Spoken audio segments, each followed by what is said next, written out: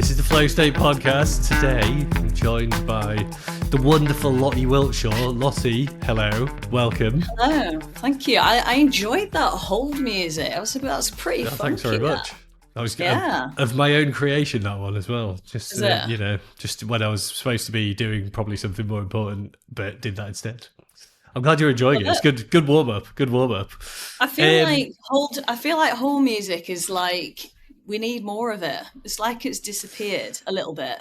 Do you know what? It's funny you say that because I was having a conversation with somebody about the classic hold music tunes of I think it was like mid to late 90s and then into 2000 to 2010. And then I found a load of videos on, it was either YouTube or Instagram of people who'd recreated some of them with like an 8-bit synth, which I enjoyed way too much, to be honest. It was like amazing just reliving the horrible memories of being on the phone for them. But yeah, there's not really much going on now, is there? There's not really a lot of call to hold. There's no elevator. No. But no one's on the phone anymore, are they? Really? I know. It's all video. It's all video calls. And where would you put them? Where would you put them? Just in a chat bot, I guess. The chat box. Maybe that's where they could come back when you're trying to talk to a human and you're just incessantly saying talk to a human and just insert a little chat bot, hold video. It'd be quite cool. Yeah, maybe. I'm open to ideas there. I do miss it a little bit as well. Could be a new business avenue there, Stu. I hold that thought. Nobody steal that idea. I'm putting that in the box. Putting that in the box for later. Quick. Get it copyrighted. So other than coming up with, hold music-based business ideas, Lottie, as it's your first time on the show, give me a bit of an intro to, well, not me, because I sort of already know what you do, but introduce yourself. Who are you? What are you doing? What is Shot Blast Media all about? Tell me all the critical facts. So yeah, Shot Blast, well, we're a content creation company based in Leeds in the UK. Possibly the greatest city in the world, surely. Leeds. Some might say. Love Leeds. It's a great city. But yeah, we're a small team, really, sort of small and niche. So a lot of our work is primarily targeted around the industrial sector. So most of our clients are sort of industrial manufacturing, engineering type companies, and we produce content for them. So obviously content for things like brand and awareness, but obviously the other side of it is content for more internal communication. So all the typical health and safety type stuff, but the interesting health and safety type stuff. So not the boring stuff that switches you off, the more creative stuff. So I like it. Yeah, it's been a blast, really. We've just celebrated our 13th birthday. So, I saw that. Yeah, congratulations. Yeah. Thank you. So yeah, we're in our teen era now. So it'll be interesting to see what happens next. Really, I was sort of saying to someone the other day, I was like, I feel like when you start your business, you have those sort of early volatile years when you're starting and it's like a baby, coming into the world, and then you find your feet and you groove a little bit, don't you? And then ultimately, now we hit the teens, it's like when you're trying to grow and scale up and get to the next stage, I feel like we're going to have more of that volatile state again. So I see quite a lot of challenges coming up, but it keeps it real. Keeps it interesting. How are you feeling about it? Given that like the 10-year mark, I hear is a big one as well. When you sort of break through that, the decade, are you feeling good about your awkward teenage years as they're coming up? Yeah, I mean, we've sort of really set a plan for some serious growth, I'd say, over the next several years. So we've increased the team, we've put in more resource, we've upscaled of all of our kit. We're leaning into a lot of AI. We're looking at a lot of new tech.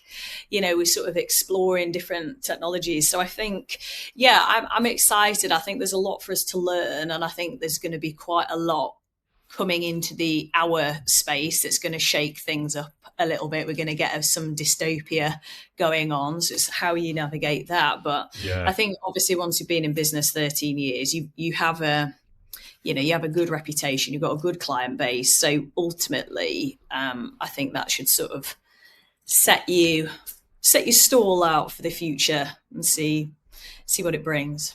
So I'm optimistic. No, I'm glad to hear that, because I'm obviously you mentioned a few things I'm keen to dig into, like around the whole creative world, but I think it's nice to hear that you're feeling positive about it, because I've been a bit doom and gloomish about the whole, sort of encroachment of AI tools onto the world of the creative arts. And like, I think you guys are in an interesting space where you're blending together, working with companies that make like very hardcore, like real stuff in the manufacturing industry, right? Which is like irreplaceable physical things that you can't just be like, oh, computer can do that. But then obviously you guys are, you're communicating what is happening in a very much more intangible digital form that's just like under attack from a lot of different sides. So I think first and foremost, like, how are you, what is your current take on like AI tools and the way that they're being used in your world at the minute? Because I know you're mainly video, right? But you're still doing a fair bit of like photography as well, or are you where are you guys at, and how are you using it? Where are you seeing it sort of being helpful or possibly being not helpful at the moment? Well, it's all video content creation. So there's photography that we generally, if we're out to sites, we'll plug that in and bring in a third party generally to deliver that. I think they're definitely two different art forms of those. You get content creators and photographers, and they are, whilst you might have some of the same kit, they are, in their true creative sense, they are separate disciplines. I think with AI, it's an interesting area. I think that there is a lot of concern within the industry and within the creative industries about where it's going. But I think that's across the board in general. Everyone's like, AI is going to take our jobs. And, maybe long term, it will do. If you think about the point of, this whole concept, isn't there, of singularity, and once AI reaches, surpasses human levels of IQ, where's the trajectory? Where does stuff go? I think in terms of creative, so much of life and what it means to be a human being is connection, right? So it's connection with people, it's connection with your audience. So at the heart of all content, really, if you're looking at things fundamentally around building trust, it's connection. So AI is a great tool. I think there's huge benefits of using it. We use it a lot, and we're leaning into it very, very heavily because it's coming full force. So you have to fully embrace it. But I think if you're confident in your understanding of content, in the sense that it's nuanced and it is storytelling and it is about human connection, AI can't replicate that. It's derivative, right? So it learns from what it knows. So, true creativity, true authenticity, true human, feeling, that's always going to sort of play a part, I think. And that's the human job, is to facilitate that. AI is a great bolt on for like speeding up your workflows, putting in automations. It can do a lot of the grunt work. And as time ticks on, I'd like us to see how we can build AI agents, particularly in post-production, to, do some of the grunt work instructed by us, for the humans, to sort of be able to speed up and add a lot more kind of value really to our client base. And then we come in and finesse. We do all the, the nuance stuff, all the creativity, all the,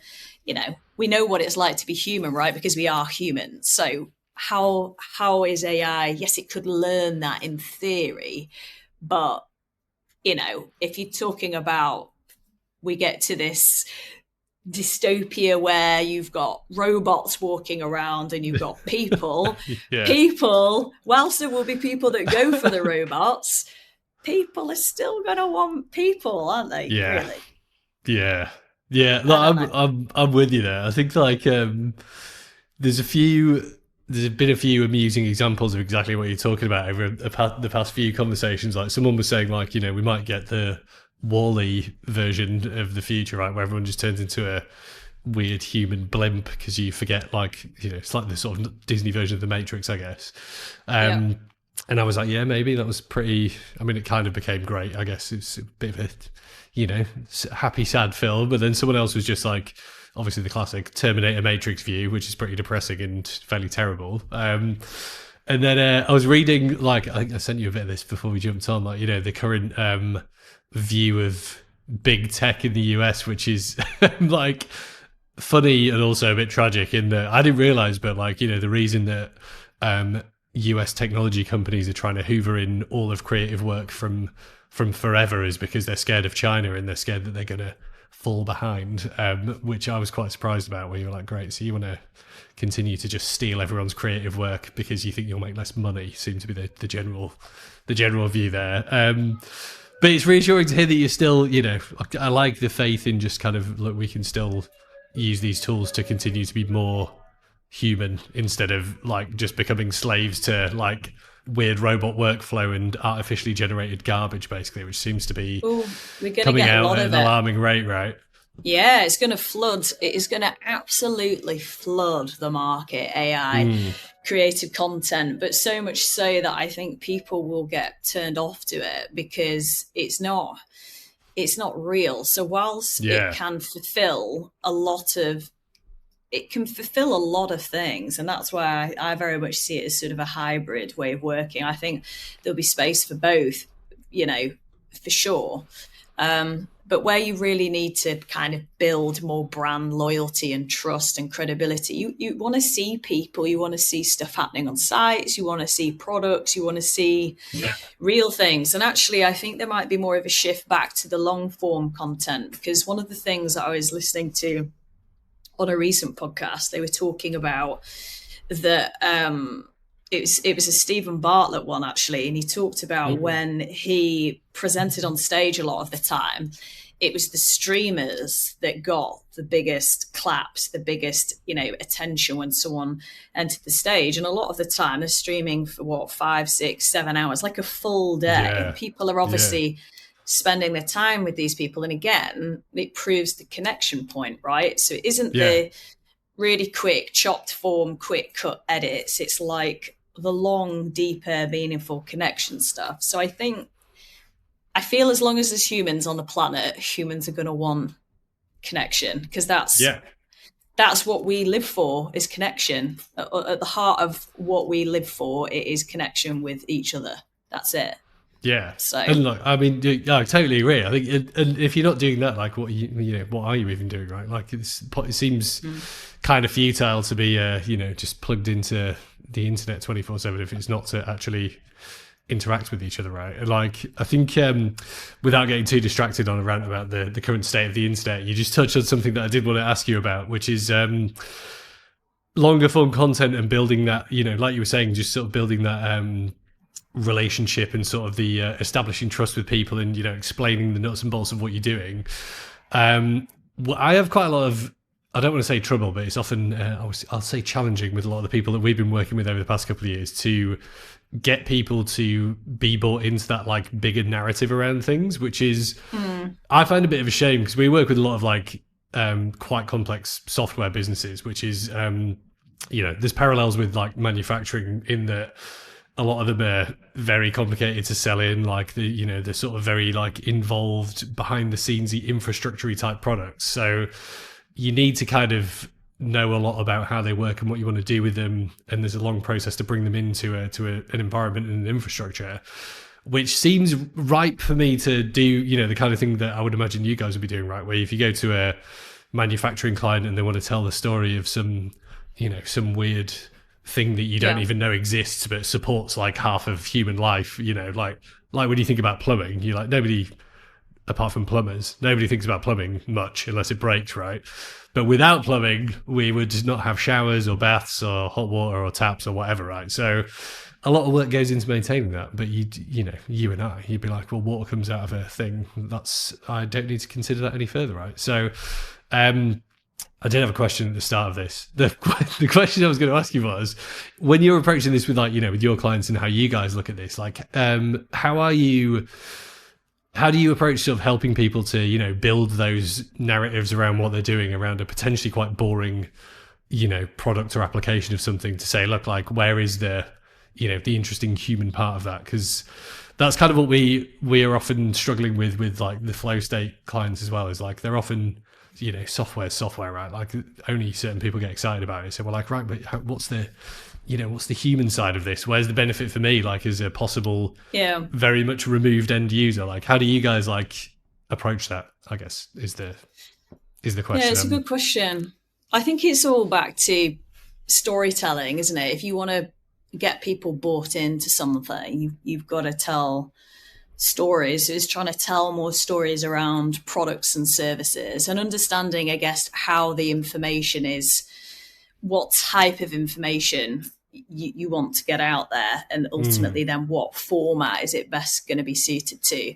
I mean, obviously we've seen a lot of the rise recently of podcasts, so this is all, again, it's going back to that long form content, isn't it? It's the thought leadership, it's the opinions, it's the full narrative around the piece. But again, so much of it is people are kind of not necessarily just talking about their products and services, they're just talking with more open interest, and then telling stories. So that's ultimately then how you build connection, which back with your audience, and thus a community around your business. Because ultimately, I think that's where the value for businesses is going to be, longer term with brand. It is looking at, the community side. There's one thing that's sort of trying to get the reach, the impressions, the attention, following the trends, doing the quick cut stuff to kind of hook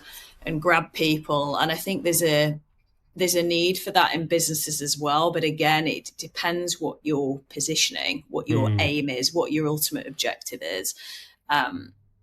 It's like, I mean, I spent time last night. I went out for dinner with a client. Now, this client, he told me that we've known each other for 9 years, and this is the first time I've met him in person. Really? That's brilliant. Physically in person. We've worked on numerous projects together, and we had dinner, and we had 2.5 hours time sitting down, and we talked about so many things, a lot of things that that we just wouldn't have talked about if we were in a different setting, different location, in an office, on a call.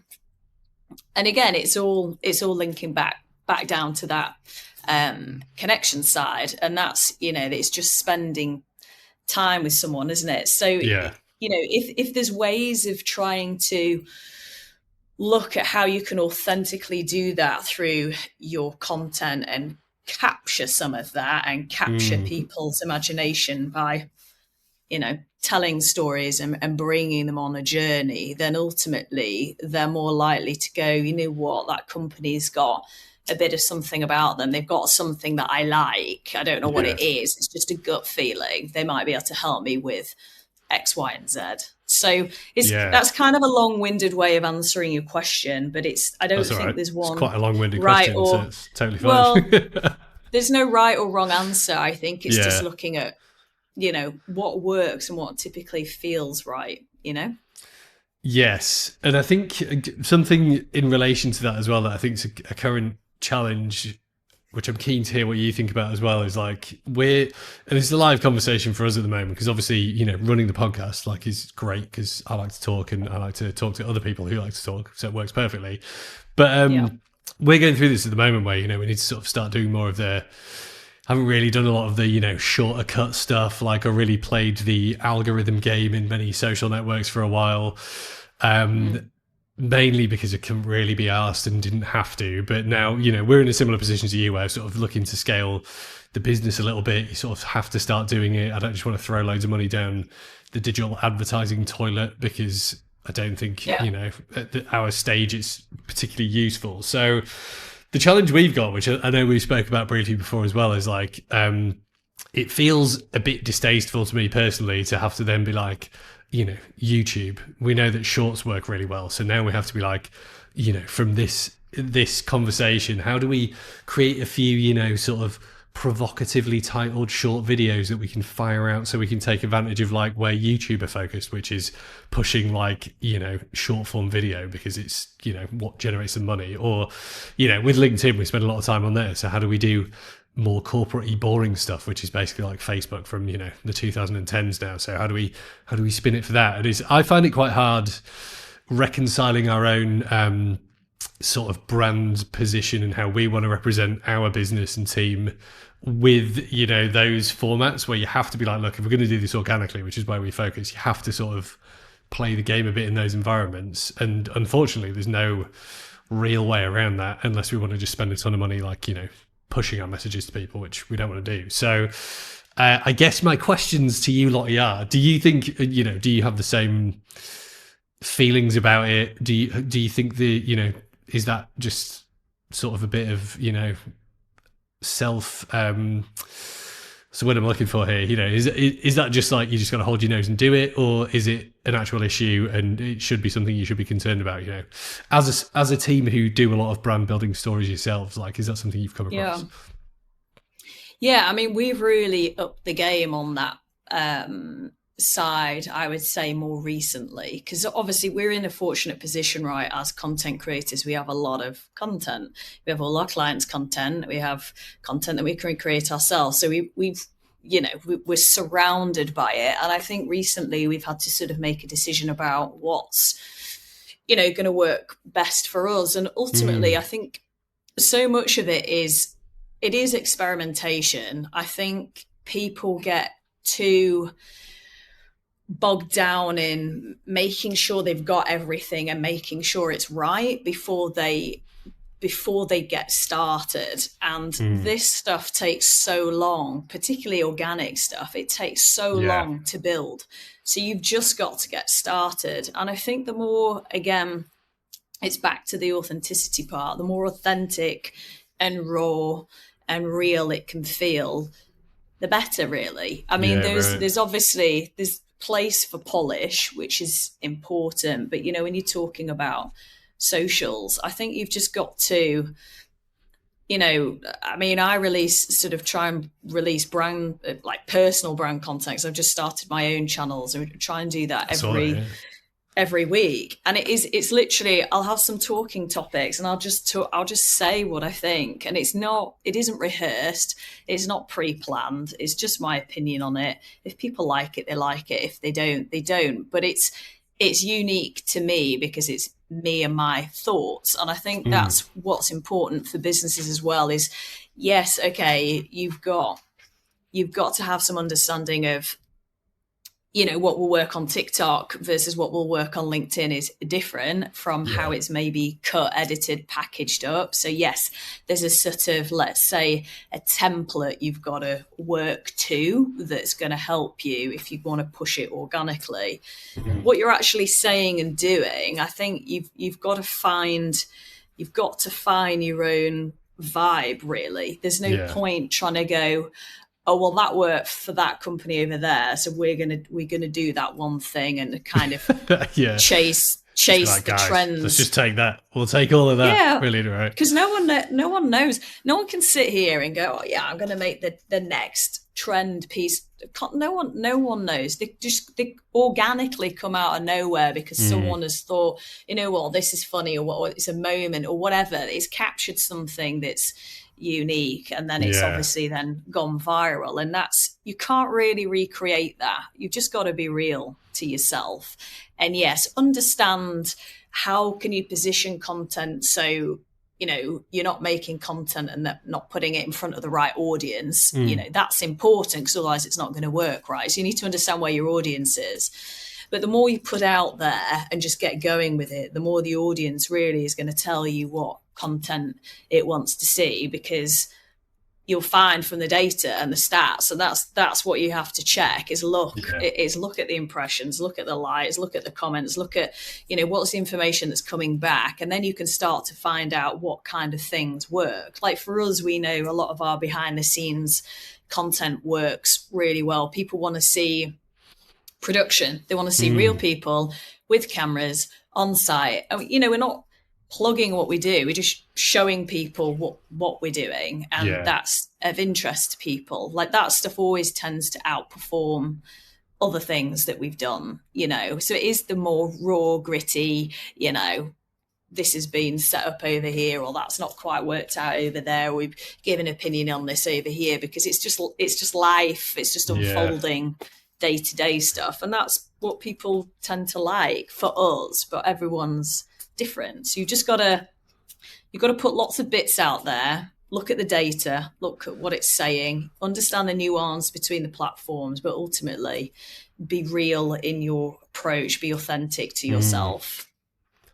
I think that's you touched on a number of pieces of advice that I think are really sound there as well, that I've been given and have heard over the years, which are really interesting. So if I'm recapping you correctly as well, like, it's just getting started. Number one is like the key thing, right? Like, I think even winding way back to my SEO days of like, you just got to do stuff and then see if it works or not. Like, I've spoken to so many people who just can't get over that like first hurdle of, I might look a bit stupid or say something and someone might disagree. And like, I know we're in a very highly how would you describe it, like volatile environment at the moment online with online discourse, but like you said, I think if you have an opinion and you can stand by it, like, people may well disagree. It's fine. You're not hopefully going to be killed over it. Like, you might get shouted down from idiots who just spend all their time on the internet, but like, who cares? Like, well, there's trolls everywhere, aren't there? That's life,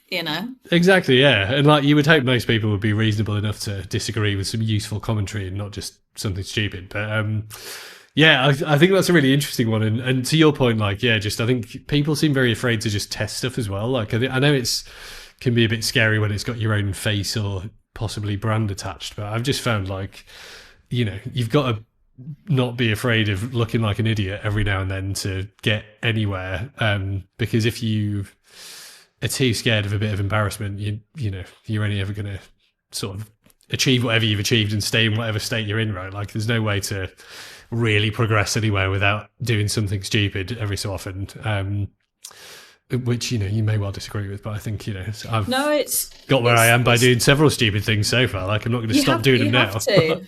Yeah, and you just got to start somewhere. I went to a conference, it was back in April, and it was this woman was talking about how she built so she had a massive social following, and the content she was putting out was amazing, but she showed everyone in the conference the first video that she put out, and it was super basic, pretty cringy.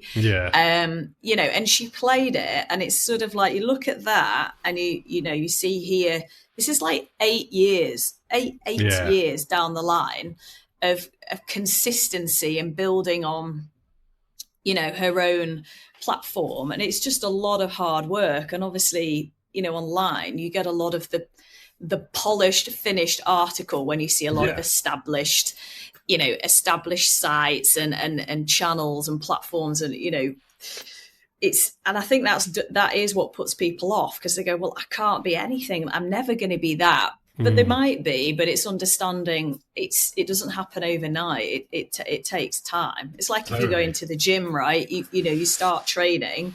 It's 2, 3, 4 years down the line until maybe you've changed your entire physique. It takes a lot of effort and hard work over and over and over again. So the key thing is, and you hear it all the time, it is just getting started. And Stephen Bartlett, his quote, to quote him, he said, embarrassment is the cost of entry. And it's so true.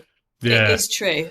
That is the cost. But if you can get around that and just think, well, you've got to work on your own agenda, then go for it. What have you got to lose? Well, that's it, right? And like, Stephen Bartlett's an interesting one, actually, because I remember like first listening to his before anyone even heard of Social Chain, and he's a great example where he, on his early podcasts, I remember him saying, don't direct quote me on this, that he used to record them like with his phone like under a duvet in a cupboard or something, like when he first started. Probably, he was like, super basic, just recording a little, sort of, a diary, which is what it was. And I remember one of his early ones, he was saying like he was walking down the street, like, just filming, I think himself or something, or recording something, and was like, people, looking over and being like, what the fuck is this guy doing? But he was like, like you say, you've just got to do stuff that other people are either afraid to do or haven't thought of doing. And he's look at what he's grown from just following his. I mean, obviously he's intelligent enough to know what he's doing, right? And like grew Social Chain, but yeah, like that basic starting point. Everyone's essentially got a multimedia mini studio in their pocket now. Like it's not like there's any shortage of the tools. Like if you've got a smartphone, it's got a pretty decent set of cameras and an all right microphone, and like it's not hard to find a quiet room, is it? So yeah, I think so many of the barriers to entry have been removed. Like, as you would well know, being in film and video production, like that go back 10, 20 years, it used to be mad expensive to even consider getting into film, right? Whereas now you're like, just pull your phone out of your pocket, great. Do one of those crap, shaky hand videos that are on the news all the time. People who don't seem to be able to like point anything in one direction, but like it's all there. It's all there now. It's true. It is. Sorry, that was a bit of a tangential rant there about the poor quality of casual observers of events, but yeah, I think coming back to what you were saying there, Lottie, like I think just about getting started and getting moving, like how do you find coming back to that, founder-led content, putting your own face in front of the camera point, do you find that you guys are doing more of the, your standard more corporate approach to filming where it's more just, as you were saying before, showcasing the people, the processes, products, whatever people are doing? Or are you doing some more of that more personal, people-driven stuff? Is there a bit of a mix? Like, how are you, what's the, what does it all look like for you guys at the moment? It's a blend. So the personal branding stuff for me, I think we only set up 2 months ago. So my personal brand channels are really, really very much in their infancy. So we're still looking at kind of what's working on those. But again, we've had really good feedback so far, good traction. There's a couple of contacts and, potential projects I think that have come out of that just in the last sort of 8 weeks of people that, I've met from a while ago that have seen more of that stuff and then reconnected. So in essence, it's early conversion. It's showing that it's working. I think with the brand stuff, a lot of that's being delivered by the team. So we have a lot of the team involved in terms of, presenting different bits of information. There's behind the scenes stuff. We talk about jobs that we've done. We celebrate successes. We look at milestones, capturing office, daily site life. It's cool. A little bit of a blend. Yeah, it's a blend of different things. But again, I think, we know as well, and again, you can look at the stats of past businesses where there is founder or director-led brand content alongside a brand. It does it personalizes the brand, right? So that loops all the way back round to connection, because people are going to connect with a person, with a feeling, versus, obviously people connect with a brand, but, to establish a brand, it's so much about, a movement and community and being associated to that. And that takes time, and it depends what kind of industries you're in as to how much of that you're truly able to build, like totally. Apple, classic, but again, Steve Jobs, he was so alongside it. So it's, Virgin, we've seen it over and over again, where if the founders are very, very present, I think it gives the brand a lot more meaning. It humanizes it. And I think that's important. So yeah, it's something really that I know I've needed to do for a while, and I've put off because embarrassment is a cost of entry. No. What? Do I have to? But, again, if we're advising clients, right? So, this is about me practicing what we preach. It's like, okay, well, I can't talk to a client about, let's set you up with a channel and we could do some of your content like this if I'm not doing it, if I haven't got anything to show for myself. So I think it's important because obviously that builds, more social proof in terms of what you're doing. And obviously then you've got the potential to say, well, actually this already in 8 weeks has generated this amount of business for us. It's converted this. So we know it works, even in a really small following so far, it's having a positive impact. So we just got to kind of keep building on it, really. Yeah, that's really awesome to hear, because I think we're in exactly the same space with, obviously we're doing the podcast, and like this kind of format I think is exactly the same as you guys. Like we try and do what we do, apart from the content stuff, we do everything that we sell and sell all the stuff that we do, but most of that's like behind the scenesy, you know, managing people's social profiles and running stuff that's a pain in the ass to run, you know, like, but yeah, this kind of format, one of the first reasons that I started doing this was to kind of, I'm still chipping away at all of our clients for this, but just to be like, look, if you are a bit nervous, you know, come into our forum, which is not hopefully a scary place to come and talk about stuff, and just have a bit of a, you know, it's like the sandpit test drive area where you can come on, you can talk about whatever you want to talk about.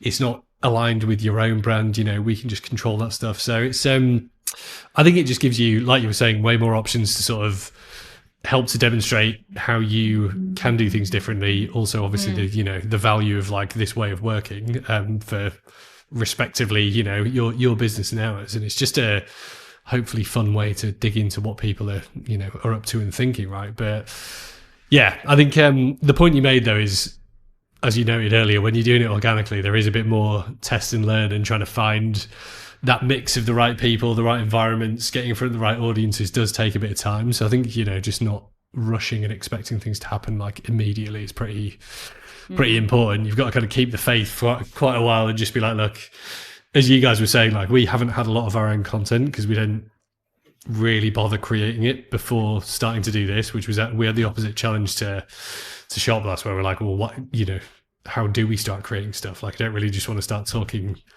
nonsense about like how we've just designed the UI for an app that we've like built or whatever, because no one's interested. So like we just need to, we've been quite careful about how we've started to put it together basically to make it more broadly appealing but still specific enough, which is quite a challenge. But you know, that's all the stuff that nobody would know about because there was months and months of planning and researching before we started. So yeah, I don't really have a point there, but it's just interesting that you're on the same journey. Tell the story. Tell the story, because that's what makes it relatable. So you have just leaned into a few bits that would hook together as a nice piece where you would find an audience that would be interested in that because they're looking to embark on a similar journey maybe. So I hope so. It's just, you know, as you were saying earlier, like the constant journey to try and find your people, you know, on the internet in various different places.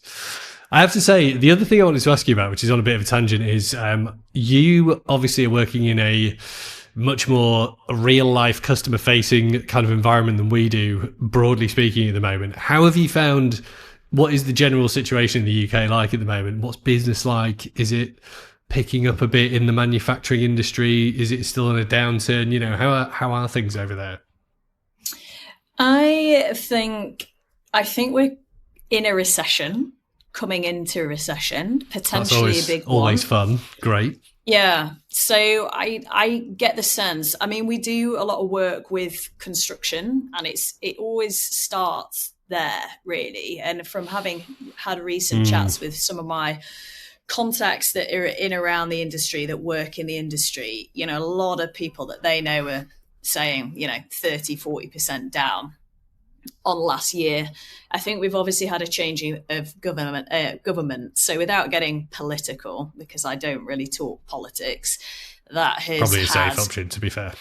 A tremendous impact in some ways for that. And yeah, I think it's going to be interesting, I think, to see how the next sort of 12 months goes for businesses and where their priorities are going to be. I mean, I wouldn't say we necessarily work ultimately with recession-proof industries. However, we work a lot with manufacturing, engineering. You know, we have a lot of clients in the power sector, utilities. You know, some of those are pretty safe. You know, they just sort of they keep creating power, right? Because we need power, whatever's going to happen.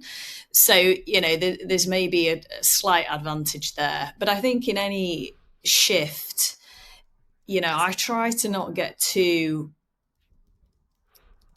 down to this sort of recession thing. I think you know, you have ups and downs within business, and there's business to be found everywhere. It's just, you know, when things are good, people are throwing work at you and throwing contracts at you and throwing things your way. And when there's a bit of a shift, which we're seeing now, actually, you know, you've got to dig a bit deeper you've got to try a bit harder. You've got to put more effort into that pitch or that proposal, or, go the extra mile. And I think, there's nothing wrong with that. I think that's a good thing, because actually it reminds you to be hungry, right? And you still got to, as a business owner, I think if you if you lose that fighting, stay hungry feeling, and you're in a position where you coast, you're not really caring as much about what you're doing. So I actually think there's opportunity where you have maybe a change in the wind, because it makes you approach things differently. It makes you take a little step back. You do a bit of a review. All of those things you can fundamentally use to your advantage. And for every no, there's a yes around the corner with the right type of company. It's just got to align at the right time. So, and they could be businesses that you work with for years and years and years. So, I think the state of the economy at the moment here in the UK, I don't think it's particularly great. And I think we're going to see it get worse over the next 12 months or so. And we'll see how that plays out. But, I feel like it's somewhat the same for a lot of places at the moment. I just think we're going to get a real big shift coming. There's a lot going on. It's a little bit scary, but, it's so much of it is, it's out of our control. So it's what you can do to control your own portion of it, really, I think. Yeah, I mean, I think that is very much my perspective as well. Like, I think we... What's it like over there? Do you feel the same vibes, or...? Yeah, it's not been... I mean, things have... They're a little bit slower just in virtue of the market compared to the UK and Europe down here anyway. But we work with businesses who typically are like US or European owned, and then we're working with offices like either in Singapore or across like Australia and New Zealand. So we do get a bit of a global view of what everyone's kind of saying and doing. And there was definitely a slowdown at the end. It would have been last year when across like the big software businesses, they were just like firing tons of people, which happened again this year. And I believe is continuing into the end of this year as well. So it's weird because it's not to say that they stop go-to-market activities, which is where we fit in, but they obviously, everything does shuffle around. And obviously if they're firing a ton of people from their marketing or sales teams, that does affect potentially projects that we're working on. So it was less of a, the economy's all right. There is a weird, in Australia in particular, like huge bubble in the property industry that just keeps going. People have been saying it's going to like burst since I arrived, like whatever, 12 or 13 years ago, still hasn't. And the economy in Australia is interesting because it's very concentrated around 2 or 3 pretty old school industries. It's like property, mining, and then some financial services, and not a right lot else. And like a lot of all the raw materials and stuff all just get exported off. Not a huge technology industry here. So yeah, it's a bit of a weird one really, but it's not, I wouldn't say it was particularly bad, but it is quite sluggish. Like there's not a huge amount of growth projected, I don't think, for the rest of the year. Obviously all the, sort of general global turbulence affects us to a degree. We're sort of insulated from some of it and not from some of the rest. Like same as with the UK, right? Like there's stuff that happens in America that affects everyone. And the ongoing war between, Cold War between the US and China, and like the tension around the Pacific Rim countries is all sort of bubbling away. So yeah, it's not like doom and gloom, but there is all the usual rumblings of like, these guys are trying to do something to these guys, and we don't know what that means, and someone's tariffing someone and whatever. So yeah, it's just it feels globally that we're still in this big ongoing period of just upheaval, and everyone's kind of sat on their hands a little bit. Like for the kinds of businesses we're trying to work with, they're all very big B2B kind of corporates. So they just don't tend to like, in those environments, they all just tend to be like, we'll just sort of stop doing stuff and see what happens, because we've got enough money to just ride the storm basically and see who's left alive in 2 or 3 years. Whereas obviously I, as a much smaller business, I'm not sat on hundreds of millions of dollars and cannot just sit here attempting to survive for the next like 5 years.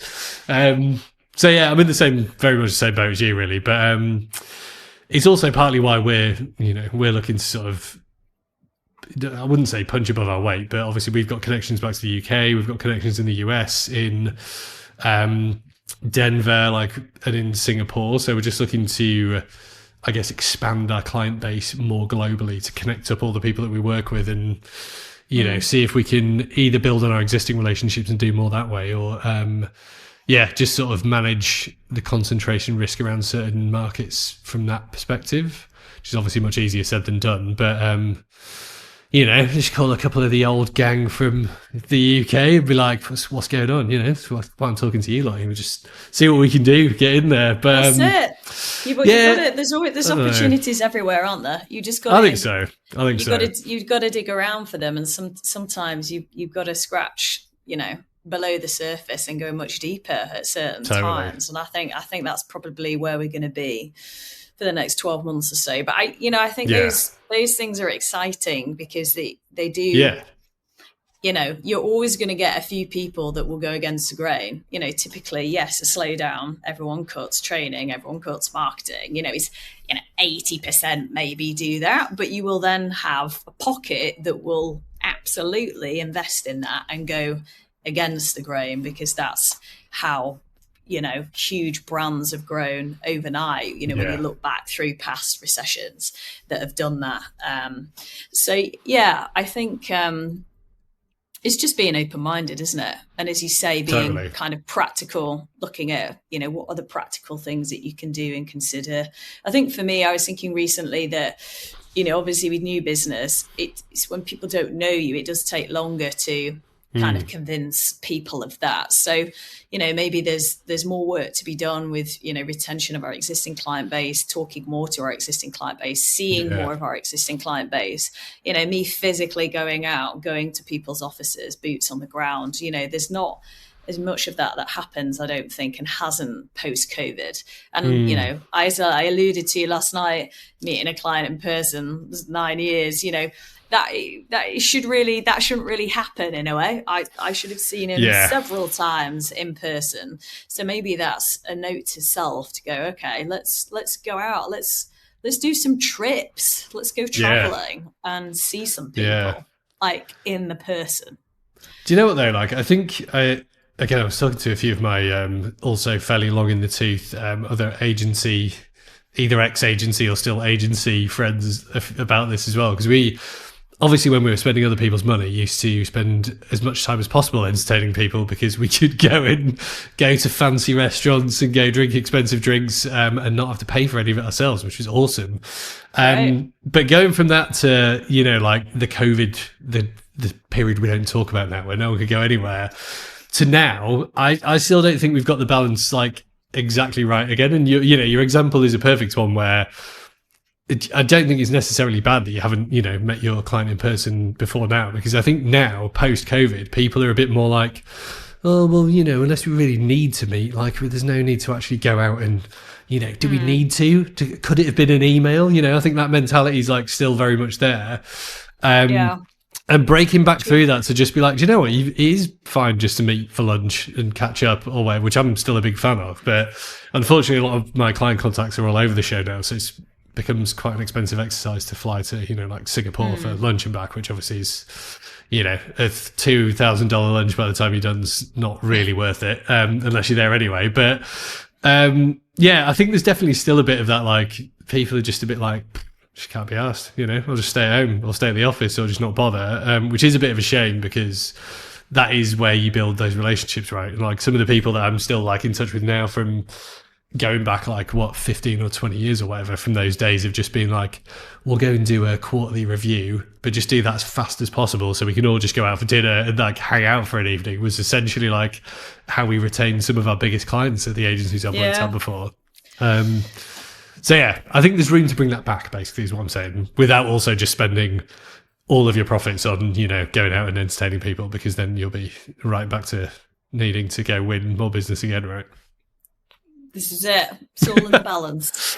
Yes, exactly. And I think on that on that poignant, let's go meet people now, Lottie, like, why, tell me, how should people find out you guys? If people haven't heard of Shot Blast, how can they find your channels? Where are you?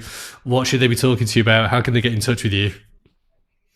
Well, I think so much of it is with socials is a great one really for us. Like everything's on there. Everything that's worth sort of seeing. It's all the highlights, isn't it? It's where you kind of your shop window highlight reel. Obviously the website's great, but that's where you'd go for your deeper information. And I think that is interesting you say that, because that's the one thing that I think I've noticed a change of in the last few years. I have to do a pitch, to someone new. And I've actually found that in most of the pitches, I don't talk about what we do. I don't say anything about what we do at all. And there are never any questions on it. And I've realized it's because they know all of that already. They've looked at all of that in detail. They tell you videos that they've seen and watched. Yeah. They reference it. And I was like, God, yeah, actually, they just go to your social channels, your website, wherever, YouTube, and look in detail. So then, that part is almost being removed, and you're talking more about the problem solving side, which arguably is the most important bit anyway, because no one's really interested in what you do. It's more about how you it's how you solve the problem, right? It's how you fix whatever it is that they've got going on. So that's just, it was just cool. Sort of something to throw in there as an interesting observation. But yeah, I think if people want to get in touch, they just got to reach out on the socials. We're on there all the time. There's always new stuff going out.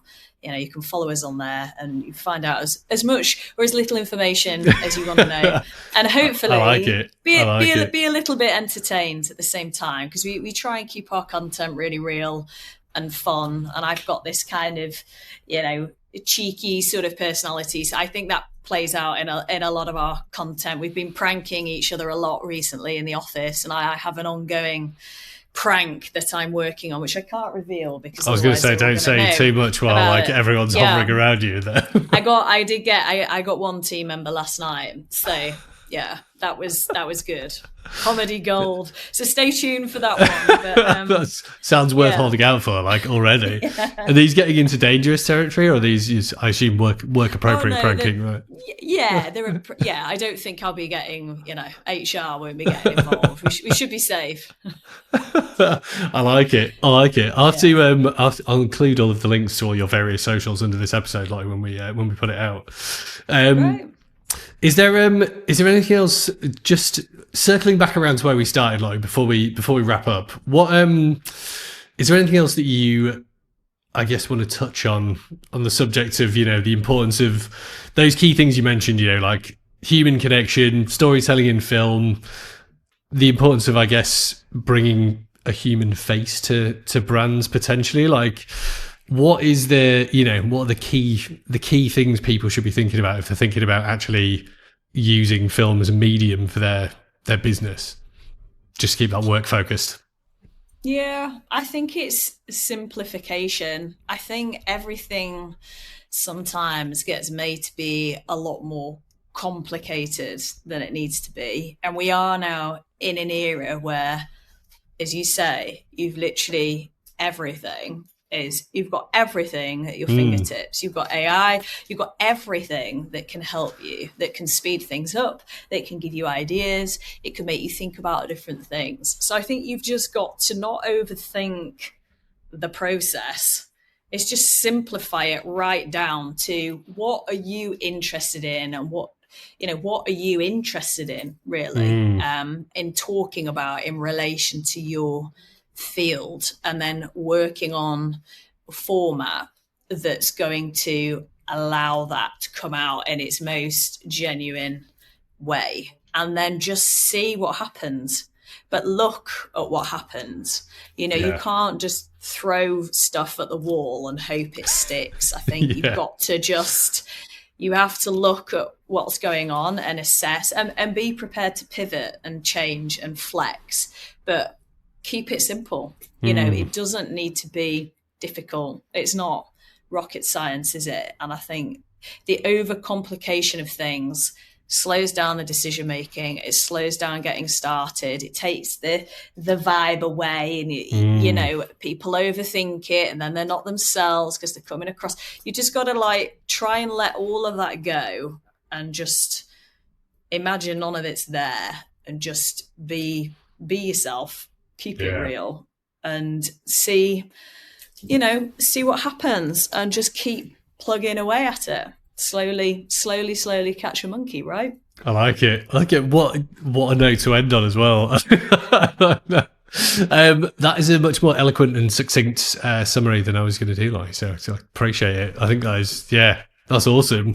Well, look, I don't know if you've listened before, Lottie, but I still don't have a good ending for the show. So thanks for coming on and joining and talking to me. It's been super interesting, and hopefully can have you back in future if you want to come back and recap some of this. Yeah. Well, maybe I've just got to, in the interest of like personal connection, boots on the ground, maybe I just need to fly out to Australia. I feel like you probably should. And then we could do it in person, right? I need to buy some more microphones. Yeah. Well, look, there's more than one chair in this room, so there's an open invitation there. Just let me know. Let me know when you're down. That's it. I'll get my flight booked. I like it.